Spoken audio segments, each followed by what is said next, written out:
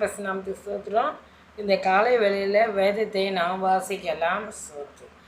கர்த்தர் நம்ம அளவில்லாமல் ஆசீர்வதிப்பார். ஸ்தோத்திரம். அவர் மத்தேயு அதிகாரம் 8ஆம் அதிகாரம் படிக்கிறோம். நம்ம அது 10 வசனம் படிக்க போகிறோம். ஸ்தோத்திரம்.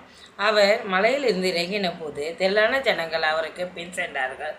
அப்போது குஷ்டரோகி ஒருவன் அவரை பணிந்து ஆண்டவரே, உமக்கு சித்தமானால் என்னை சுத்தமாக்க உம்மால் ஆகும் என்றான். இயேசு தமது கையை நீட்டி அவனை தொட்டு, எனக்கு சித்தம் உண்டு, சுத்தமாக்கு என்றார். உடனே குஷ்டரோகம் நீங்கி அவன் சுத்தமானான். இயேசு அவனை நோக்கி, இதை நீ ஒருவருக்கும் சொல்லாதபடி எச்சரிக்கையாயிரு. ஆயினும் அவர்களுக்கு சாட்சியாய் நீ போய் ஆசாரியனுக்கு உன்னை காண்பித்து மோசே கட்டளையிட்ட காணிக்கையை செலுத்து என்றார். இயேசு கப்பர்நகூமில் பிரவேசித்த போது 100க்கு அதிபதி ஒருவன் வந்து, ஆண்டவரே, என் வேலைக்காரன் திமிர்வாதக்காரனாய் கொடிய வேதனைப்படுகிறான். அவனை நீங்கள் சுகப்படுத்த வேண்டும் என்று வேண்டிக் கொண்டான். அதற்கு இயேசு, நான் வந்து அவனை சொஸ்தமாக்குவேன் என்றார். 100க்கு அதிபதி பிரதித்தரமாக, ஆண்டவரே, நீர் என்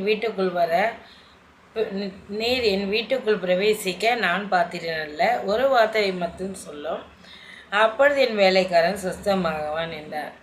நான் அதிகாரத்துக்கு கீழ்பட்டிருக்கிறவனாய் இருந்தும் எனக்கு கீழ்பட்டிருக்கிற செயல் உண்டு. நான் ஒருவனை போவென்றால் போகிறான், மற்றொருவன் வாவென்றால் வருகிறான். என் வேலைக்காரனை இதை செய் என்றால் செய்கிறான். இதை இயேசு கேட்டு ஆச்சரியப்பட்டு, நான் தமக்கு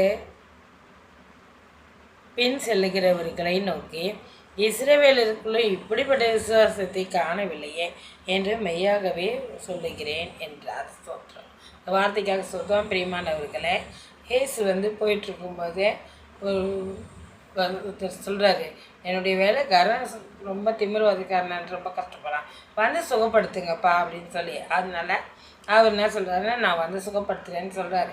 அவனுக்கு நிறைய வேலைக்காரங்க இருக்காங்க. போகிறாங்க, வராங்க, வேலை செய்கிறாங்க.